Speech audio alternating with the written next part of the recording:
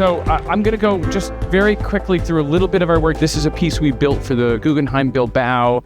Huge multiple projections and mirrors that create this immersive space, or this magical library, which is part of Planet Word, our Museum of Words and Languages in Washington, D.C. So it gives you a little sense of the ways in which at local projects we think about making these immersive entertainment education spaces. And it's really the sort of trick of how we've been thinking about how to merge experience and technology, but most of all, emotion and storytelling, to really engage people in these narratives. Now, trying to make magical books come to life is not exactly a hardship. I mean, it's a great experience for students and for families, and it's a beloved project in Washington. But the project that we actually started with was certainly by no means a foregone conclusion in terms of really being successful, and that's the 9/11 Museum. And I want to talk a little bit about 9/11 and then a second project, Greenwood Rising, before I get into the Courage Museum, the evolution of not just how the Courage Museum came about, but to a certain extent how museums have been changing throughout my career, and how in no small way, I at least really see the Courage Museum as, if not the fulfillment of the arc of how certainly the work that we've been doing has been changing and evolving museums themselves, but just the entire field of museums. So the 9/11 Museum is a particular moment in time. New York City, deeply wounded, deeply traumatized as a city and as an epicenter of the sort of scalding members of the nation and what's been happening to it around 9/11. We ended up bidding the project. I'll never forget, on the day that we launched the kickoff for the process, it was an 8-year project. The head of the foundation took me aside along with another designer and said, "Congratulations, this is definitely the commission of a lifetime. I just want to tell you, no matter what happens, a lot of people are going to hate it." It was shocking. You're just like, what? Why would you even say that? He was like, "Well, I'm saying it because it's true. We're getting kicked and thrashed around in the press. That's not because of us. That's literally because of the event and how people are feeling about it. If you make a good museum, if you make the right museum for the ages, people will eventually come around and admit this is a worthy institution for what we've been through." Right? And so that also gives you a sense of that true north when you have an institution and a leader who's clear-eyed enough to make that connection, that there isn't cover and that you can actually make a project that will make a difference. That really changes the way you approach that project. And in the case of 9/11, what we argued was we need a place to gather people to essentially reconstruct their understanding of the past through their own experiences. And so it's a different idea for a museum, but it was still a museum rooted in artifacts, as you'll see, but it also had stories and memories. And in fact, when you first come into the museum, this is a piece called We Remember, where you hear people's 9/11 stories, all about where they were on that day from New York City, around America, and frankly, from around the world. On the day of September 11th, 2000. On September 11th. I was in Honolulu, Hawaii. Cairo, Egypt. Ou des Champs-Élysées à Paris. In college at UC Berkeley. I was in Times Square in São Paulo, Brazil. Estava in Miami, Florida, Scottish Highlands. And we were actually in a meeting when someone barged in and said, "Oh my God, the plane has just crashed into the World Trade Center." And so you see people witnessing the event, then you witness it yourself. And the museum is filled with these incredible artifacts, super dense, very scattered, but embodying that element of change and chaos that really summed up that full year after 9/11. And then we have this experience at the end where people can write their own messages, responding in their own voice to their feelings about 9/11, their feelings about being inside of the museum, the construction and reconstruction of the community that gathered together to both mourn and to try to heal around 9/11 itself. And in fact, these messages then get projected directly onto the slurry wall. And it was an incredible act of faith on behalf of the museum that they would trust visitors to write their own messages as opposed to program and control everything. And in return for their trust, they got messages like this. "My father came home from work that day in a dusty suit. I thank God he came home at all. I miss you both every day. I love you, Dad and Chris. Love, John." Or "We were mere kids when this happened. Now as adults, we understand the impact of this tragic event." And this, for me, really sums up the capacity for a museum to gather people around the past and have them consider it The original pitch that we had made about sort of gathering together stories was in no small way repeated back to us by President Obama, who inaugurated the museum, saying, here we will tell their story so that generations yet unborn will never forget of coworkers who led others to safety, passengers who stormed a cockpit, our men and women in uniform, a 9/11 generation that went to war on behalf of our nation.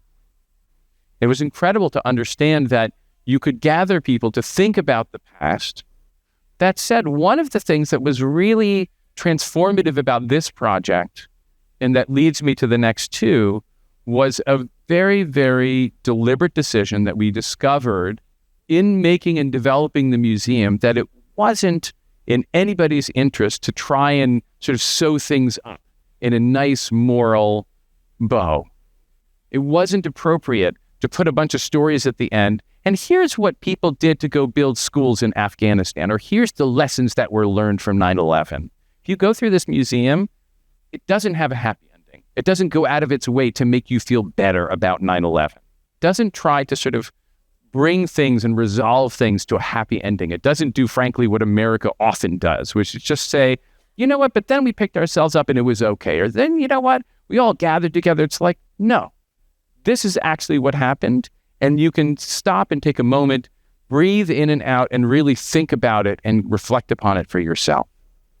And what's crazy is, in return for that level of, frankly, trust and credibility that the museum gives to every visitor, treating them, frankly, like an adult, like an equal, like someone who doesn't need to be spoon-fed with simple moral banalities, in return, this museum has been rated on TripAdvisor as the #1 museum in America. Right? So think about that. That's above the Met, above the MoMA, of tons of super fun dinosaur experiences, right? And people go online to tell other people, you have to go here. And that for me was a real lesson, that you could tell a story that's hard and difficult, but it's meaningful to the people who embrace it as a community. The project that I'm going to talk about is one that we made in parallel to the Legacy Museum, which is Greenwood Rising. So if 9/11 was really about reckoning with the past and sort of trying to assimilate it and understand it, sometimes as a community and sometimes as an individual, to really reflect on what had happened, Greenwood Rising, which is unofficially titled the Black Wall Street History Center, it's really a space where we, in concert with the client, decided people think this is a museum about the past, but it's actually as much a museum about the present as it is about the past. And so I'll show you a little bit about the opening, where we, in a video, show you both historic centers as well as present residents and business people in Black Wall Street, in Greenwood, the same neighborhood. You also start to see a lot of contemporary shots, and then we start to rebuild the past Greenwood for you to be inside of.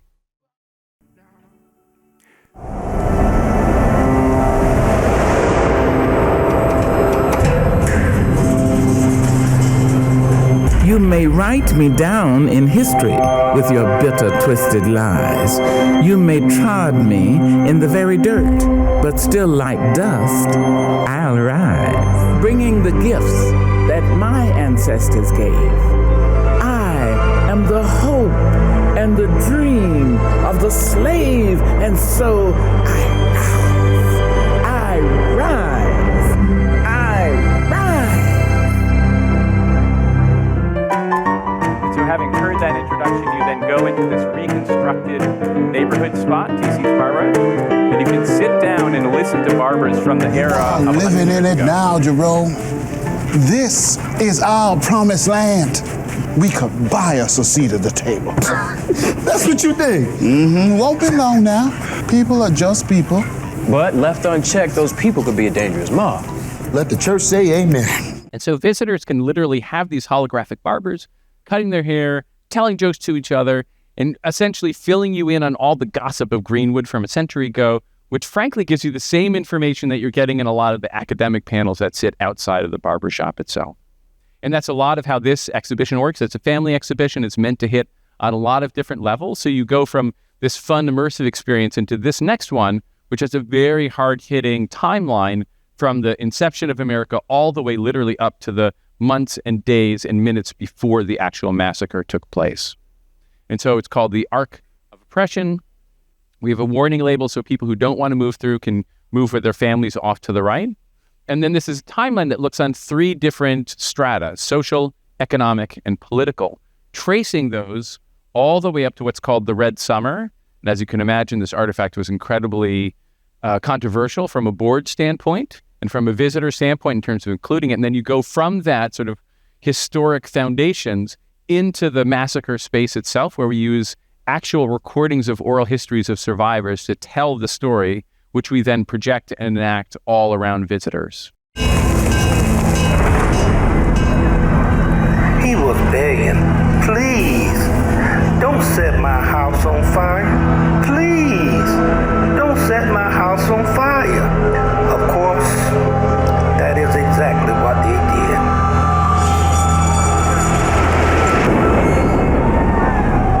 You go from that into the next space called changing fortunes. And this is really important. The neighborhood itself, when we talked to them, said concretely, do not define us by violence that was enacted upon us a century ago. And in fact, changing fortunes shows that the neighborhood was built back twice as big and twice as profitable within a decade after the massacre itself. Right? It really is much more a story about resilience, innovation, and brilliance from the African-American community than anything else. That said, you can start to see that the whole project is much less about the past than you would even imagine, because in the next gallery, we then repeat the categories that you saw previously. Meaning if you were in the previous gallery and you were like, wow, this is crazy that Americans did this on a political level or this on an economic level. I'm ashamed that we would have done that in the past. Well, welcome to the present. So we talk about reparations. We talk about gentrification. We talk about mass incarceration. We talk about justice reform. We talk about health outcomes. We talk about all the ways in which those same categories propagate today. And suddenly, in a strange sort of magic trick, people are recognizing, oh, wait a minute. Like, this whole museum isn't necessarily about the past at all. It's about now. And arguably, we end with this question about the future. How can you then take action in which people can commit to different actions they're going to take on behalf of the museum and on behalf of what they've learned? So this is a sort of bridge project, I think, to the Courage Museum, where we're really using the past and sort of transporting people into the present and thinking about the future itself. And in fact, studies have been done by 2 different academics. They came together and came to us and said they wanted to study visitor outcomes. And the big question was, do visits to Greenwood Rising generate lasting change in the opinions and, most importantly, in the behaviors of visitors? And in fact, the researchers found that it did. So after their visit, visitors became more favorable towards reparative policies. One by one, same thing in terms of how they're able and interested in taking actions themselves. And when you think about it from a narrative standpoint, the story of survivors was the most impactful for me because I imagined what it would have been like seeing my dad on his knees in front of his house, begging a stranger to not destroy it. It made me feel the very powerful sense of total helplessness for absolutely no reason. And so on so many levels, we started to understand, oh, right, in the same way that museums have started to evolve, even over my lifetime, there's a very famous essay by a theorist who worked out of the Met Museum, and it was called Moving from Being About Something to Being For Someone. And it tracked this idea, which frankly has been a novelty within my lifetime. Oh, wait a minute. Museums aren't about the stuff. They're about the effect that the stuff has on people, right? And so suddenly you want to make the labels in the story, it's accessible. Suddenly you want to organize them in a way that is tantalizing and interesting. Suddenly curators aren't there to turn their backs to the general public and study the work. They're there to turn around and engage the public in the work itself. So if you think about that evolution, that is really in an exciting way what brings me to the Courage Museum, right? You're like, oh, right. How can I make a museum that's about the future, that's about what people can do about the future? When we started this project, we were working with Brian. We'd completed 9/11. Rachel and Essa said, it's brilliant work that you're doing with Brian. We want to do something similar around these issues of violence that we're engaged with.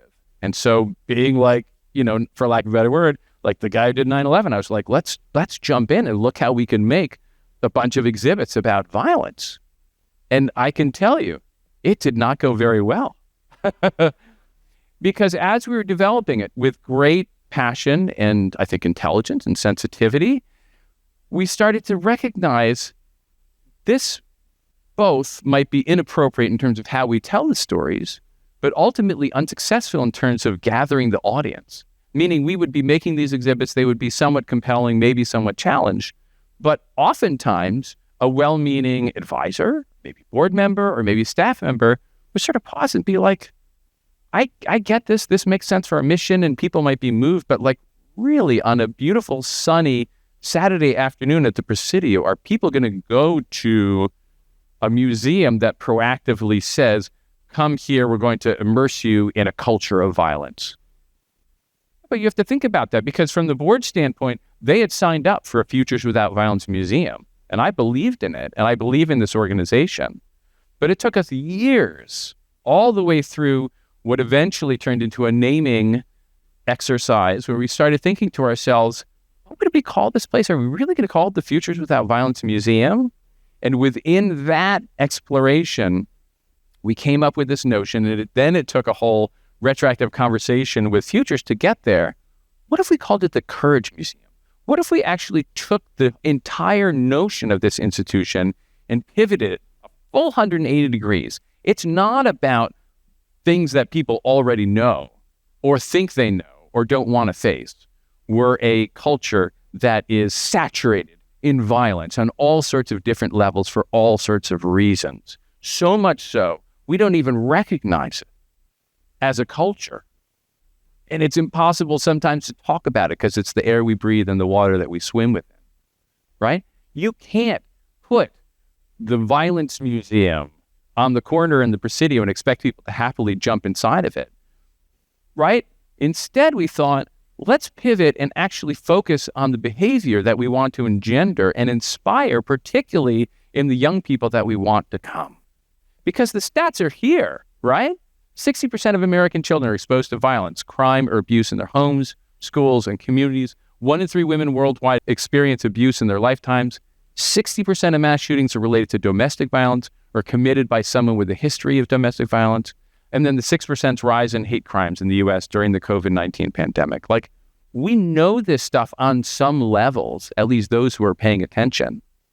But when you think about your audience, and for us, it is these high school and college students who can be catalysts for future change. If you want them to come here, it can't be the Violence Museum. That's where we sort of pivot to the Courage Museum. It's literally about inspiring these people who are highly receptive to learning about nonviolence and different conflict resolution strategies to embed that into their thinking and into their behavior in the future and to inspire them. And suddenly you think to yourself, the Courage Museum is a place where you can go with your kids to have those conversations.